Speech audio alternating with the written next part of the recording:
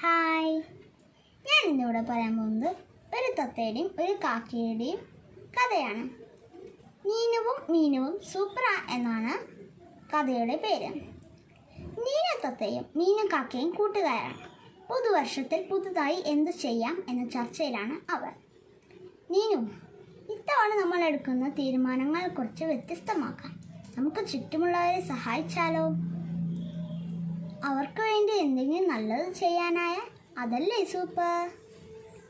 അതെ, പ്രളയത്തിൻ്റെ ദുരന്തത്തിൽ നിന്ന് കരകയറാത്ത ഒത്തിരി പേർ ഇപ്പോഴും ഉണ്ട്. കാറ്റിലും മഴയിലും വെള്ളപ്പൊക്കത്തിലും എല്ലാം നഷ്ടപ്പെട്ടവർ, ഒരു നേരത്തെ ഭക്ഷണത്തിന് ബുദ്ധിമുട്ടുന്നവർ പോലുമുണ്ട്.